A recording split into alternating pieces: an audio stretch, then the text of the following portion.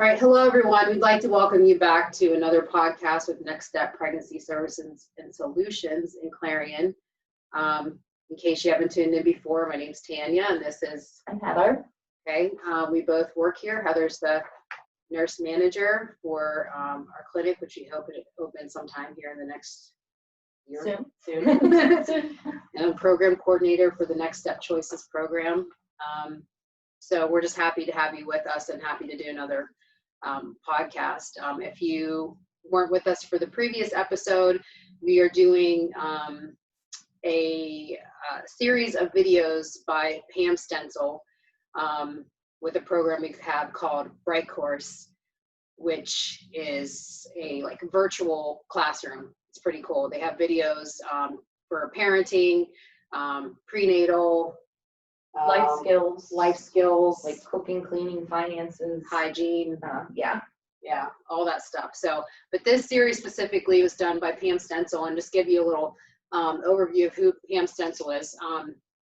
She's an American speaker known for lecturing to young people about abstinence-only sex education. She's been described as one of the country's most established abstinence-only lecturers. It speaks to more than 500,000 young people every year around the world, which is pretty cool. She's worked in pregnancy centers in Minnesota and Florida.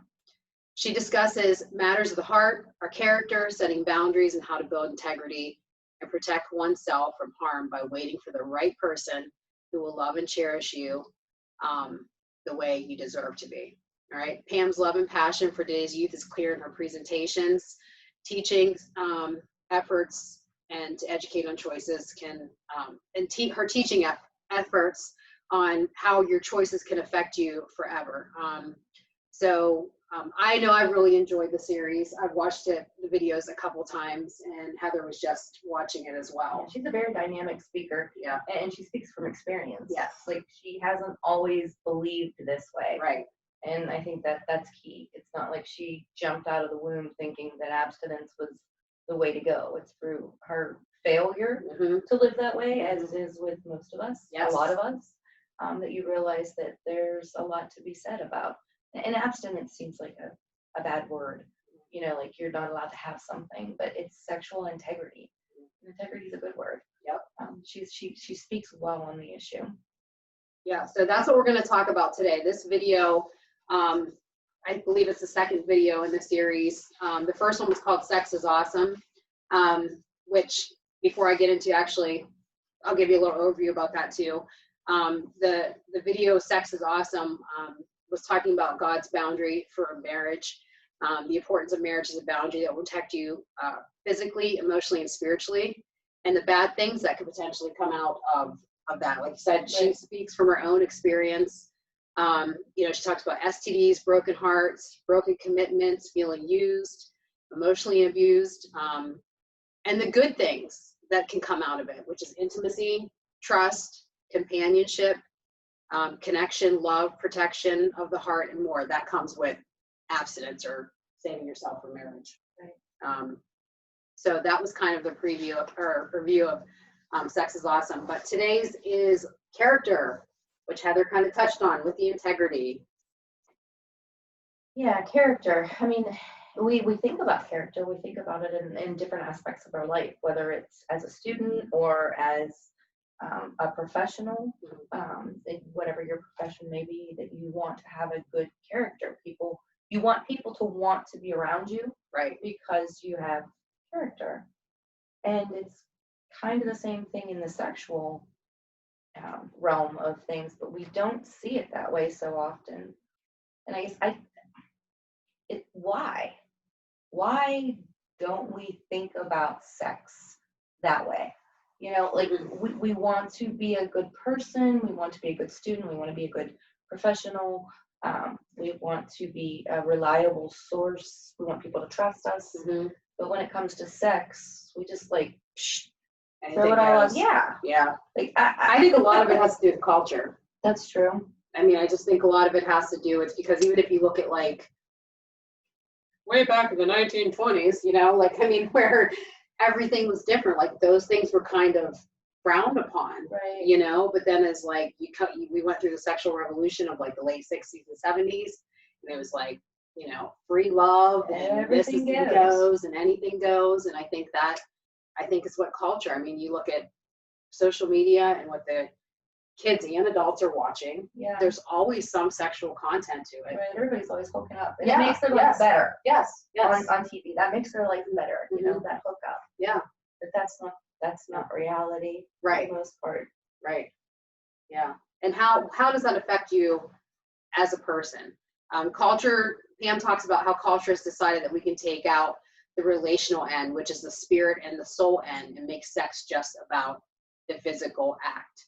And the damage that has been done is tremendous to our bodies, our spirits, and our souls, and ultimately to our relationships with one another. Right. I mean, honestly, like I look at people who, we all have a past. Yeah. I mean, I didn't always necessarily believe this way either, or even think this way. Too. But it's through personal experience, heartache, and hardships that I've come to this point in my life. Right. You come to realize this is true. Right. Yeah. Right. It's true. And I think we even talked about that in the last lesson about, you know, we talked about the spiritual element and how if you don't believe, if you're not a believer in God, if you don't believe that he created this relationship between man and woman, does it change the consequences? Does it change anything about the truth of these actions? Right. No, and it doesn't, even in terms of sexual integrity. Because every time that you have a hookup or, you know, that you're with someone, you leave a little piece of yourself behind. Right. Sometimes you leave a little more than a piece of your heart, whether it's a disease or yeah, physically or emotionally, right. You leave a piece of yourself. Yes, yeah, you do. Yeah, and that there is a physical side to that also. Yeah, like you said. So it does change you. Every interaction you have at that intimate level changes you. And does it change you for the better, or does it change you for the worse? There's always a consequence. Whether you're a believer or you're not a believer, it always changes you. Right. I'd like to hear a guy's perspective on this too. I would too, yeah. Because I know as women, and I heard this once, I had actually a woman who's a therapist say that there's a difference in terms of sex with a man is leaving something behind and a woman is receiving in the in the sexual encounter. And so their perspectives are different also, as far as like a guy is getting rid of something. Yeah. So it's a release, but the woman is taking something on, and it's happening physically, but it's also happening emotionally. Yeah. So I'd like to hear a guy's perspective on how having a hookup changes them emotionally. Yeah.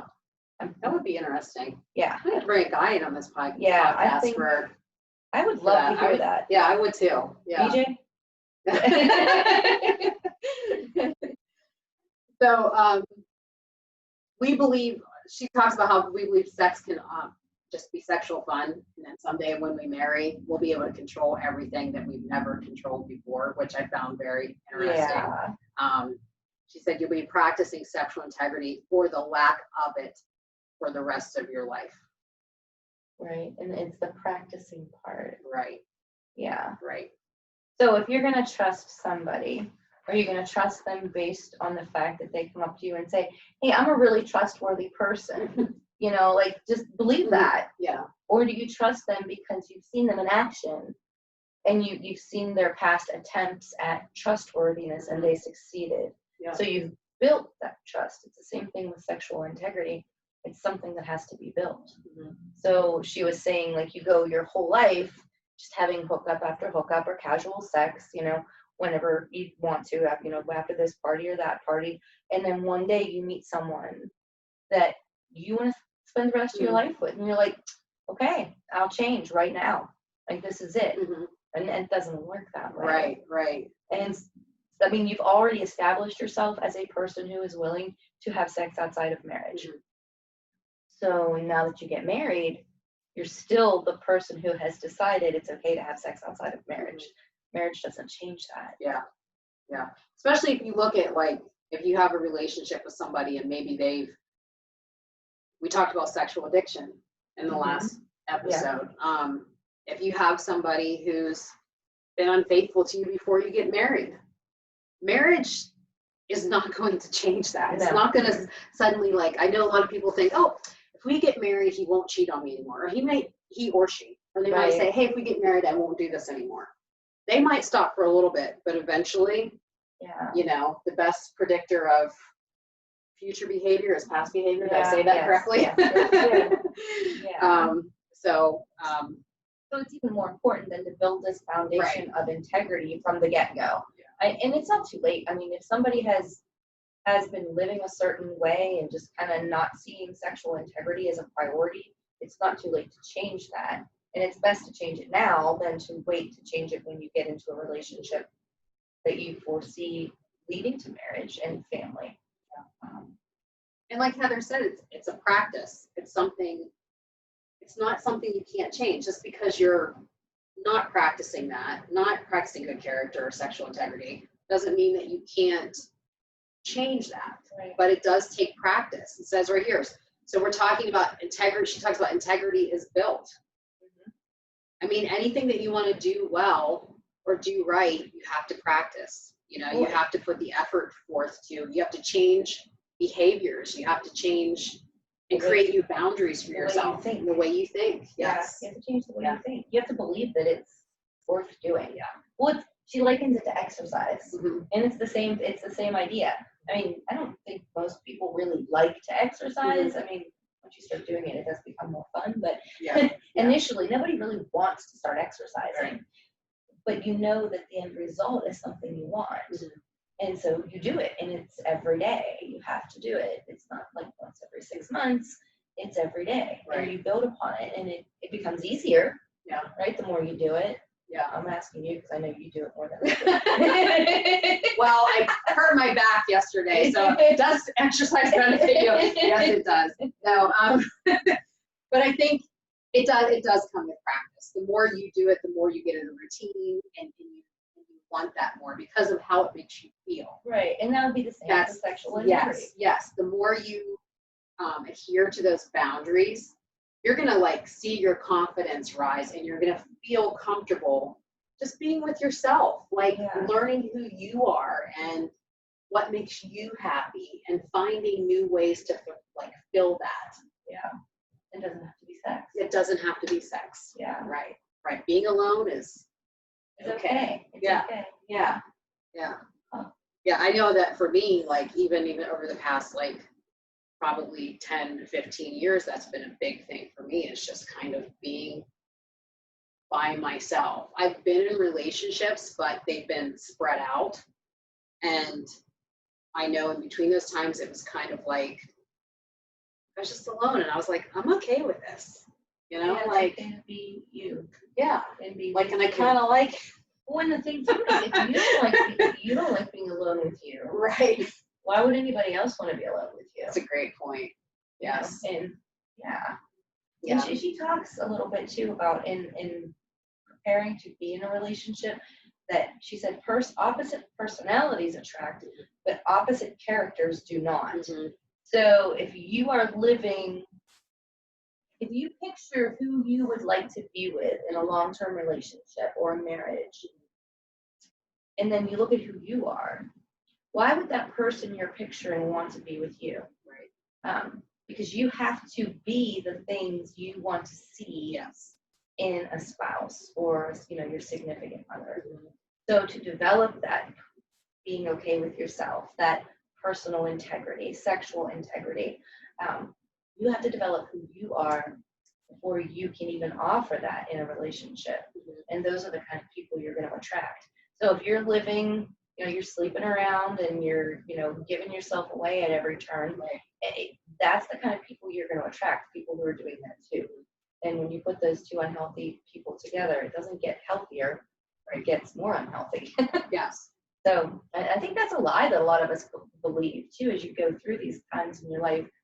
Somehow you think that you're not worthy, but you'll attract someone who is, and they'll compensate for your unworthiness. And they'll make you feel worthy. Yeah. Right. But that's not the case, because you attract exactly what you're giving. Yes. So. And where you're at in your life. Yeah. Yeah. She even talks about an unhealthy person will never attract a healthy mate. But as you build on these things in your life, you're going to attract those things to you, which is exactly what Heather was saying. Two people coming together who are not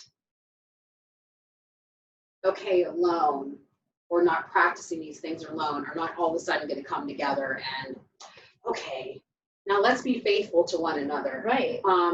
I trust you. Like, No, no. it doesn't work that It way. does not work that way. We might want to think it works that way, but Right. it doesn't work that way. That's the romantic comedy we talked about in the last, that's true. you know, that delusion of everything's going to work out in the end, and you're just suddenly going to trust each other and everything's going to be okay. Right. It doesn't work that way in real life. Right. So what if, she didn't really address this in this video, but I'd be curious to see, maybe it's in one of the future ones, but if you're already living in this way with, you know, having sex with your significant other, you're not married, you know, you were like, well, we're going to get married down the road, but right now we're just having sex. I wonder what she has to say about that. I mean, I think it goes back to, it's never too late to change, you know, what you want to be. And I feel like if you address that person and they, with these needs or desires to change, and they are against it or don't want to adhere to those boundaries that you've implemented, or, you know, like, I know talking to my students, sometimes I'll say, I give them examples of healthy and unhealthy relationships and boundaries. So if someone's pressuring you to do something you don't want to do all the time, is that healthy or is that unhealthy? Like, is that a toxic situation? If somebody's not listening to you or respecting, which comes along with character and integrity, is respect. That's true. Is that really somebody that you want to stay with and be with? You know, if they're saying, well, if you're not going to do this with me, then I'll just go find someone else, like they're threatening you to go against something that you don't, you know, you've put in place for yourself.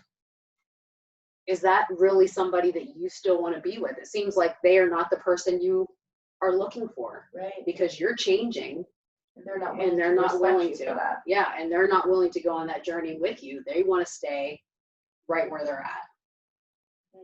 Yeah, that will. Okay, that gives some insight to that. That would be, if that makes sense. It does make sense. Okay. It's also a very difficult thing for people. Yeah, it is. You know, that they've been together for a very long time, and then all of a sudden, well, no, we're not having sex anymore. Like that would be a difficult journey to take. But I mean, I kind of think it'd be almost like the same as, like, let's say you two are in a relationship and neither one of you has anything. You know, you don't go to church, you don't read the Bible together, and all of a sudden one of you does. Okay, and one of you wants to go on a different journey, and I'm talking like before marriage, and you're going different paths. Now, if this person's still trying to live that same life and you're trying to change, I mean, you're not coming together, you're going apart. Right. You're growing apart. Yeah, that may not be the relationship for you. Right. So then how can we go on this journey? She kind of discusses that a little bit there. How to make this journey a little bit easier. Which I thought was really good, because I don't think people are like, oh, you should change, you should do this, you know, but I don't think we talk about how. Yeah, how do we do it? How do you start? How do you begin? Like, what if I'm so trapped in my loneliness that I just get sucked right back into the same thing? Well, she talks about how good a support system that you need. All right. It's important to find someone, an advocate, a mentor, a close female friend or male friend, someone who could speak to you on a regular basis, who will speak truth to you. That's the important part. Yes. Yeah. She calls them in their mirror friends. Yeah. And I like that, because they're reflecting you in truth. Like when you look in the mirror, you can't hide your flaws. I mean, unless you turn off the light, and then you're in the dark, and that's not showing you the truth either. Right. So mirror friends, they're able to tell you the truth, and not. But I think there's another side to that. You have to be willing to hear the truth. Right. Because I know in my own life, I mean, I knew there were things I wasn't doing well, or flat out doing wrong, you know. But I didn't want someone to tell me about it. Yeah. And had I listened, it would have changed things a lot sooner. Yeah. You have to be open to that constructive criticism. Yeah. She said too about it's not you don't have 20 of these people. You have a select few. Right. Right. Which is good. I don't think I can handle 20 people telling me what's wrong with me. No, and I think as you get older and mature, you find that you really only have a couple true friends. Like, I mean, I really think about my two closest girlfriends that I have. They're both in Florida, and I'm here in Pennsylvania by myself. But I know that, like, I don't even talk to them all the time. But I know that I can call them at any moment, and they are going to give me the truth. But I know it's coming from a place of, like, I love you. Right. Like, it's not just somebody that I'm an acquaintance with, right? You know, that I know is going to tell me what I want to hear. Oh, it's the other person. You know, like, they're going to be like, well, this is what I see. Yeah. And maybe you need to try doing something else, you know? Right. And I think you need those. You do. And even in a mentor, she's not necessarily friends, but it could be a mentor. Yeah. Okay. So it could be someone at church, maybe an older gentleman or lady that you look up to and you admire, and you're saying, I really want a relationship like these two have. Yeah. Or I want to be the type of person that, you know, you notice this person is someone that people admire. I want to be like that. So you go talk to them. Built integrity and you've observed it. Yes. Or it could be one of us, because that's kind of what we're here for. Yeah, too. true. That's very true. All right. So we need those people in our lives to speak honesty and truth into us about where we are, where we're growing, and if our character is being built. I want to encourage you guys today that if you haven't found that person, to do that. Yeah, absolutely. And just have an honest conversation with them about where you're at in your life, and, you know, would you be willing to be that for me? Or could you point me in the direction of somebody who would be? Yeah. You know? But that's definitely good for trying to make some changes in your life and taking a new path, a better path. And your sexual health and integrity and character, building that integrity and character. I agree. It's an exercise. It's an exercise in bettering yourself. And you know, if you still aren't sold on why that's important, come talk to us. Right. Honestly, there's a lot of stuff I'm not going to sit here and share on this, but I would share with you in person. Right. So, and I'm sure the same as Tanya and Hillary also. We've kind of walked down these roads, and I know I was the kind of person, like, I had to find out for myself. The hard way. Yeah, right? Learn the hard way. Yeah. Yep. And if we can be of assistance and help you maybe to not have to go through some of those hardships by kind of sharing our story as to why sexual integrity is important and how we have seen it destroy people and tear them down, and then how people live with sexual integrity and how it builds you up and makes for better relationships. So I'm glad Heather said that, because there were points in this where I was like, should I share this? I don't know that I'm ready for that. To put it out there on YouTube. But I think what Heather's, we're here to help. We're here to assist in any way that we can, support you, walk alongside you. We're here to listen. We're not here to cast a self-righteous judgment on you. Maybe if you want to hear more about our stories, you're more than welcome to call. We are here with Next Step Pregnancy and Solutions. You can call 814-226-7007. We can have a phone conversation. You can come in and we can sit down and just talk about, share with you maybe a little bit of our experience and what we've learned to hopefully help you avoid some of those things. Or maybe if you're going the same path and you've already experienced those things, at least you won't feel alone, right? And know that you are capable of changing. Right. Absolutely. And we would definitely love to just, you know, walk beside you and guide you and help you in that any way that we can. Yeah.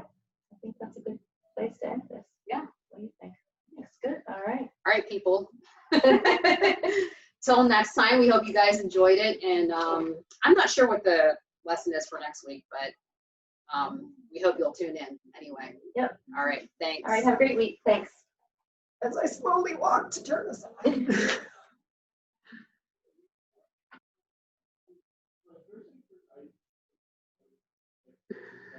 And Oh, is that Lucy and the Baby? Yeah, I think so. Oh, I'm excited. Me too. Oh. That's recording. Let's see. Moving in that direction. I'm not going to touch anything too. Oh, come out. Don't even decide it. I'm Heather. Nice to meet you. Your name is? Hi, Brian. I'm Heather. Nice to meet you.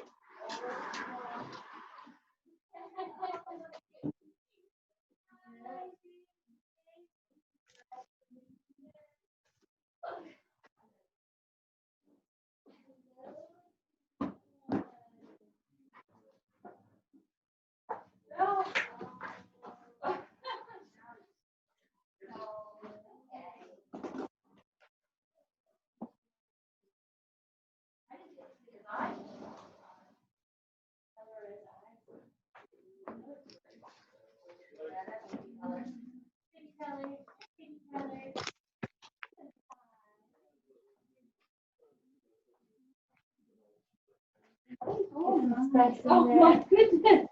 Hey. That's yawn number 2. Hi, guys.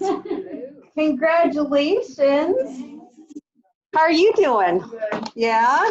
Are you gonna sleep or what? Yeah, we kind of talked about, it's like, okay, I mainly get up at night because, Just because I don't wake up at night. Like once I'm asleep at night. yeah, so I. You're a heavy sleeper. Yeah. Like she's like it was funny, the first time I kind of came, I was here. She was like, yeah, Brian, it's not much of a heavy sleeper. I'm like, and then she learned the hard way. Literally, it was like, what was it, like the third night? I was like, okay, I'm used to sleeping with the baby in the room. I'm like, he'll fuss, I won't hear it. Yeah. She puts him in the bed, I don't feel it. Moms hear everything. Dads can sleep through anything. Moms hear everything. And guess what? It'll be like that now for the rest of your life. Oh, he's precious. How much did he weigh? 8 pounds. He's a nice size Like, baby. Yeah. Lucky you. Yeah, he would have me fairly